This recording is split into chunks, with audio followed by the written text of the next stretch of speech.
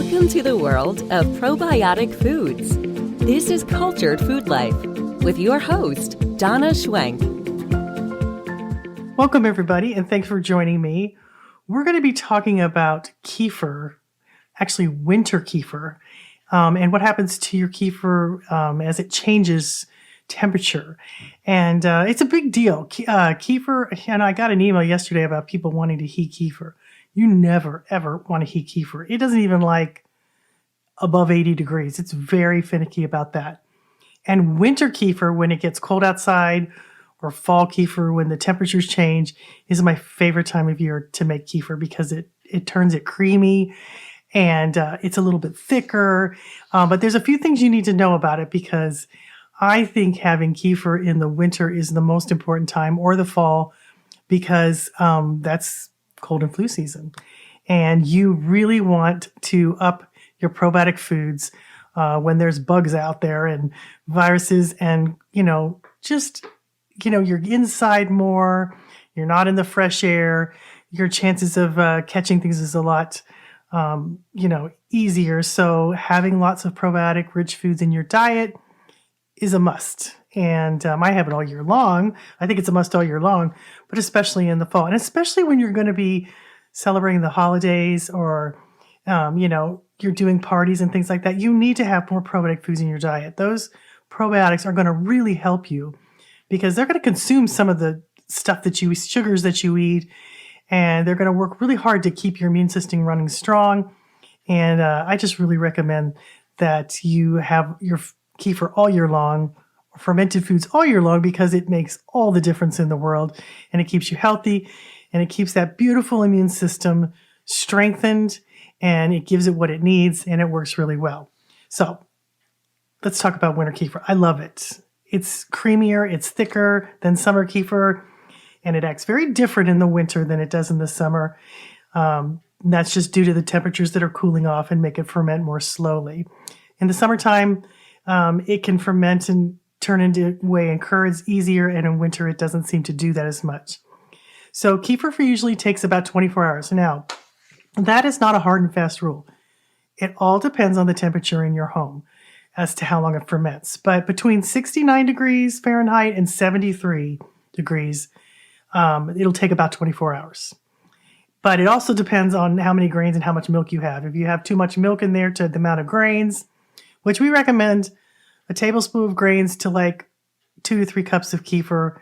But again, that depends on the temperature in your home. You just have to really do it to really know. But if you drop those temperatures below 69 and have a lot of fluctuations, it's going to take your kefir a little bit longer to ferment. It can take anywhere from a few hours to 12 hours.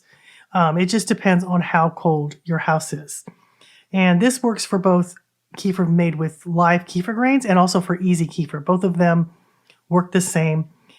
Since easy kefir is a powder formula that's made from flash freezing kefir grains and then it's ground into a powder, it works the same as live grains on fermenting times. So it could take even an extra day up to 48 hours. The best way to tell is when it turns sour and tart and it thickens, you know that it's done. That's how you know. And if your temps are like 64 degrees and below, it's going to take a lot longer. It could take 48 hours. But I recommend a way to keep your kefir in a warmer room if you can. And if it gets too cold, it will really slow down and not ferment at all. But I've had my house 64 to 65 degrees at night, and it will still ferment because it warms up during the day. But it still ferments because it's warmer during the day. But if it's consistently below 64, it could take a long time or not ferment at all. So now, all that being said, do not use a heating pad.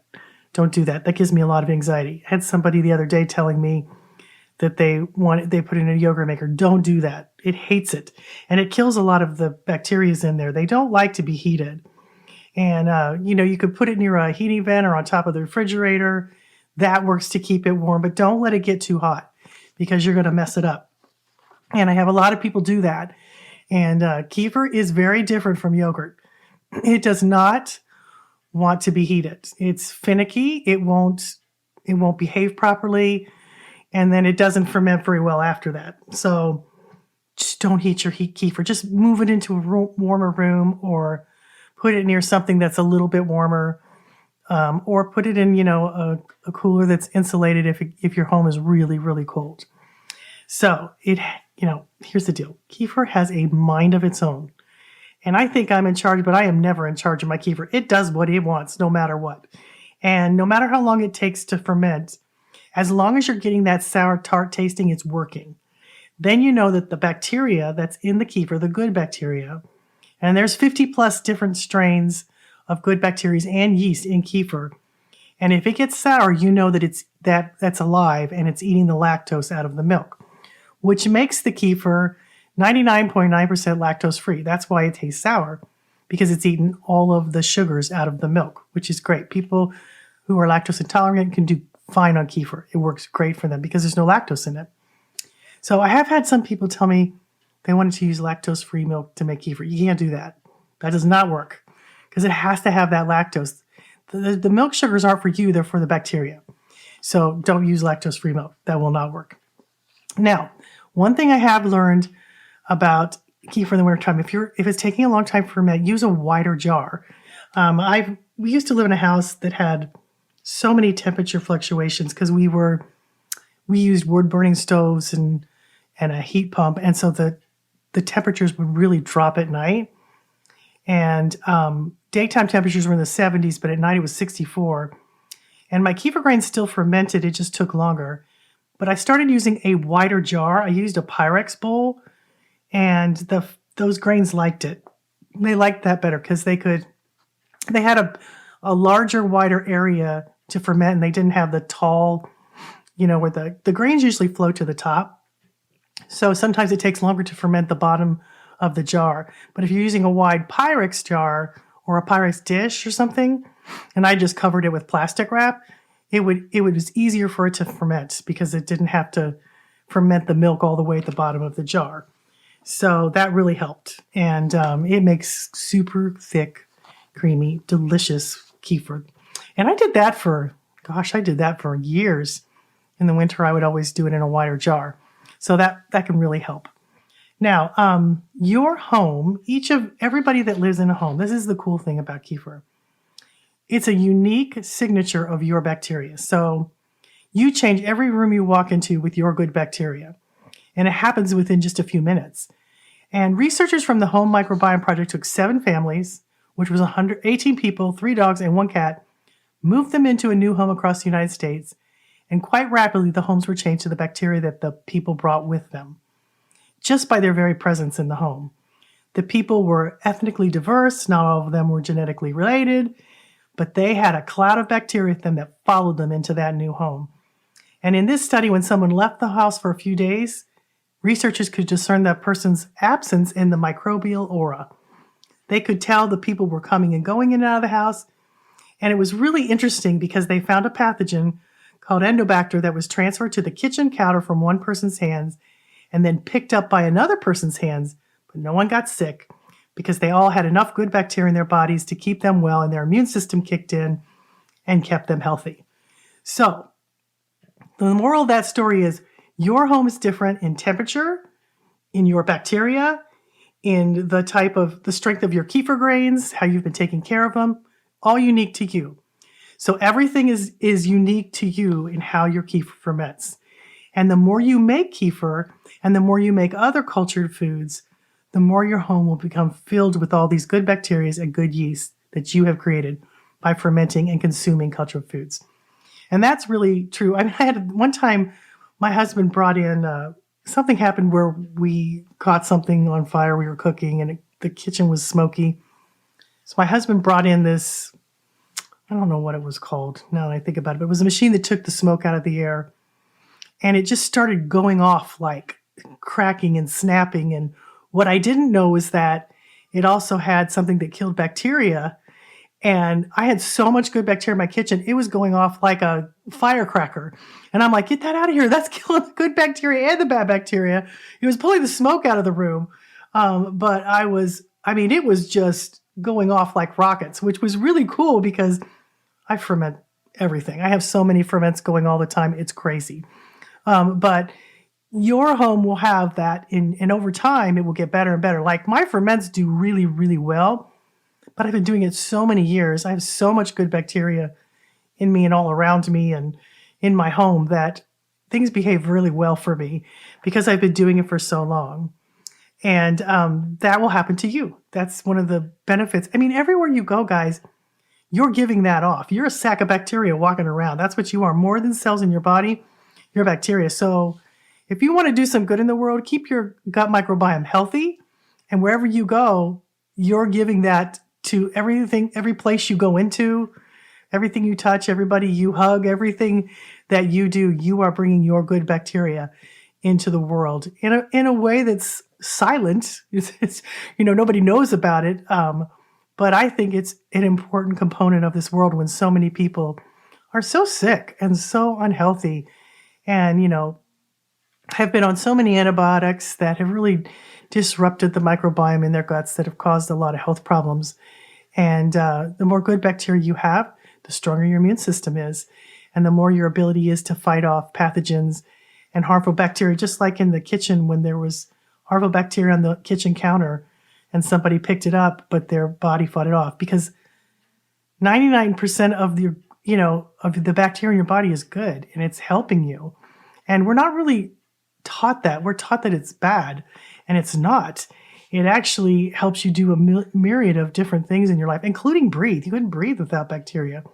So it's important what you're carrying around and what's inside of you. It helps you digest your food. It helps reduce inflammation. It has just 19 different anti-inflammatory components to it that help bring things into balance. It helps with food allergies, to not have food allergies, because many times food allergies are caused by the missing bacteria in the gut that don't allow you to digest your foods.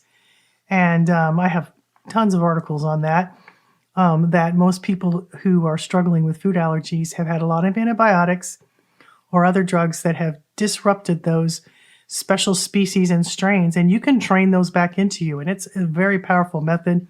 I've seen hundreds of people get better and not have food allergies anymore when they had severe ones, including my daughter, once they restored those missing gut bacteria. So the more you make kefir and other cultured foods, the more your house will be filled with good bacteria and good yeast too. And you will be creating that just by fermenting and consuming these foods. The ferments do better the longer you do them, and so will you. So if your house is cold, try a wider jar, let it ferment longer, or find a way to keep it warm, put it in a warmer room or top of the fridge or someplace that's warm but not too warm. Kefir doesn't like anything above, it really doesn't like anything above 78. Even that's a little warm. But it'll still be okay. It'll separate into whey and curds, and that's not bad. So if your kefir separates into whey and curds, that is not bad. It just looks less appetizing. I have a whole article about how the thick and thin of kefir and how to help those things. Mostly that happens in the summertime, but sometimes it can happen in the winter too if you have too many grains for too little milk. But I'll link that description in that article. It's got lots of tips and things that can help you. You won't regret making kefir. It is so powerful. I've been doing it so long. I don't go without it. I have non-dairy recipes. I got like 16 or 17 non-dairy kefir recipes. I also have goat kefir, which is delicious, which is just like regular, made the same way. But interestingly enough, goat kefir is less, just has components that are really easier for people who have allergies. It's less allergic. It doesn't have different compounds in it that can cause allergies, but it also stays creamy. It doesn't get thick like regular cow's milk dairy does. It's more creamy. That's due to the proteins and fat structure in goat milk. It's really delicious, and you make it the same way you would make others. So I will link all that in the description below. I'll give you all my kefir recipes. How about this? I'll give you all my kefir recipes. I'll put the links in the description below. I'll give you my FAQs about kefir. I'll give you the article about winter kefir. And there was one more thing I was going to give you too. Oh, the thick and thin of kefir. That will show, it has a video on there. It shows you how to keep your kefir from separating whey and curds and gives you little tips and tricks, how to make your kefir creamy if it's not. I have all that. I have all this stuff on my website and I try to put a lot of it in the start menu where there's a little thing that says start here and it's got a smiley pot. You click it And it has all the different ferments, all the FAQs, all how to make them, all the recipes. And it's in a drop-down menu to try to find the most commonly asked for articles and to help you to be successful in making your ferments. Kefir is easy to make. I think it's one of the easiest of all the cultured foods because you're just basically putting your kefir grains or the powdered kefir in a jar with milk and letting it sit for 24 hours. It does the work and you get the benefits. And there's a few little things that I can help you with, but it's so easy and it doesn't take very long and it doesn't require any heating elements. And it's got 50 plus good bacteria and yeast. And it has been the most life-changing food for me. I love it. And so I just wanted to tell you, there's a lot of people out there that are experiencing cold weather. I just heard that the Buffalo football game got moved because they're expecting 3 to 6 feet of snow. So I was like, goodness. And I just talked to one of my people that work with me in Kansas City, and he said it was 18 degrees there this morning. So it's freezing in a lot of parts of the country. So I thought I'd do a little podcast on winter kefir. It's my favorite kefir of all. So I hope you make kefir, especially through the holidays and especially through January and February. And so many people are getting sick, and keep your immune system running strong. It's fun and easy to make, and I'm always here to help you. So have a good week, guys, and thanks for listening.